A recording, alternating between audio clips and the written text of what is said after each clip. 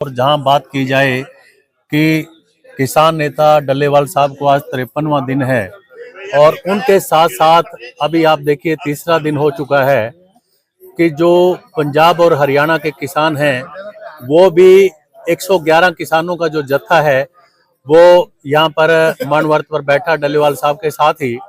और हरियाणा से भी जो किसान हैं वो काफी संख्या के अंदर इस मानवर्त में शामिल हुए हैं। तो मैं बात करना चाहूंगा इन भाइयों से कि ये कौन से गांव से हैं, कहां से आए हैं, बात करना चाहेंगे इनसे। भाई साहब नमस्कार। पकड़ो पकड़ो आप।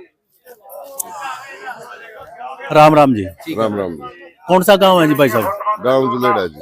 जुलेड़ा। हाँ जी। तो ये बताओ, जो लोग सरकार के नुमाइंदे ये कहते हैं कि जी हरियाणा के किसान इस बॉर्डर पर शामिल नहीं है इस आंदोलन के अंदर, आप खास हरियाणा से हैं जुलेड़ा सुलेड़ा, तो आप ये बताओ आपके दिल में कैसी भावना आई कि डल्लेवाल साहब के साथ हम भी मानवर्त पर बैठे? नहीं, हमारे दिल में पहले से ही भावना थी। पहले भी जो हमारा 2021 में आंदोलन चला था वहाँ हमारे 750 किसान शहीद हुए थे। और जो अब हमारा 13 फरवरी से आंदोलन चल रहा है जो लगभग साल के लगभग अब हो चुका है। और इसमें भी हमारे बहुत से किसान मजदूर साथी अपनी जान गंवा चुके हैं। और हमारे जो ताऊ जगदीश सिंह डल्लेवाल आज अमरनाथ पर उसे चम्मन मदन हो चुका है। जब हमारे बुजुर्ग 80 साल का हमारे लिए मरने के लिए तैयार है, क्यों ना हम भी हमारे लिए कुछ किसान मजदूर साथियों के लिए जब हम भी मर जाएंगे तो कोई दिक्कत नहीं है जी। आप ये बताओ, डल्लेवाल साहब को आज 53वां दिन हो गया। हाँ जी। और मौत और जिंदगी के बीच में किसानी के हक के लिए वो जूझ रहे हैं। सरकार के कानों पर कोई जूम नहीं सड़ला रही है।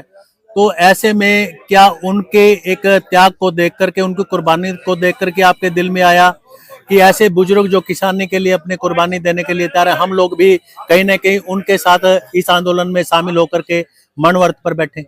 हाँ जी, बिल्कुल सही जी। इसमें कोई शक नहीं है जी। ये जो सरकार है इस सरकार का किसानों का इस सरकार से पूरा भरोसा उठ चुका है जी। ये किसानों के लिए बहुत ही अत्याचार करने लग रही है जी। क्योंकि जो हमारा ताऊ जगदीश सिंह डल्लेवाल 80 साल की उम्र में भी आज 53वें दिन अमरनाथ पर बैठे और उसके बारे में एक बार भी, और ये हमारी जो मीडिया अब तक कुछ भी नहीं बोल रही, एक शब्द भी नहीं बोल रहे कोई भी आकर। यानी कि हमारे अंदर की आत्मा कहती है कि जो ताऊ जगदीश सिंह आज लड़ रहा है वो अकेले अपने लिए थोड़ी लड़ रहा है, वह सभी हरियाणा के लिए, सभी देश के लिए लड़ रहा है।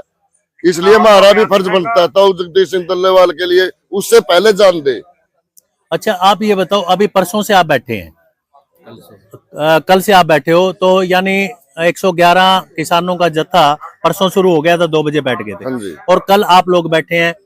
तो आप ये बताओ 111 टोटल हैं या जैसे मानने में आया कि 121 हैं? अब 121 डल्लेवाल साहब के अलावा 121 है जी।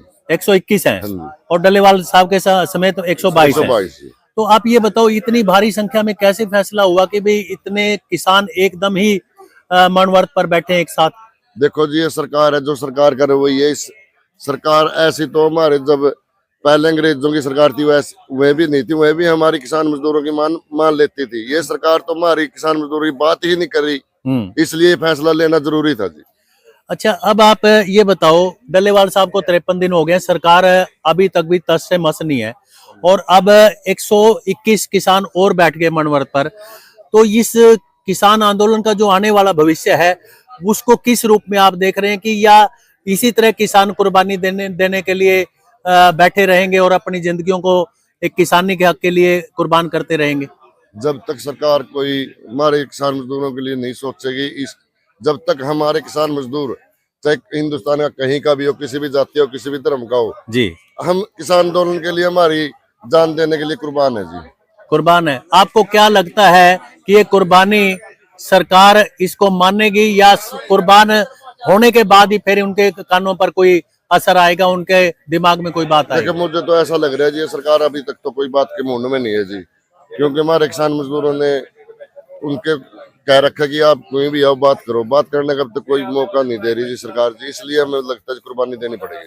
तो इसके लिए आप ये बताइए मुझे, केंद्र सरकार तो जिम्मेवार है ही है, मोदी सरकार, पंजाब सरकार और हरियाणा सरकार का क्या रोल है? बिल्कुल मैं ही है जी, अभी साथ में है जी। भाई को दो।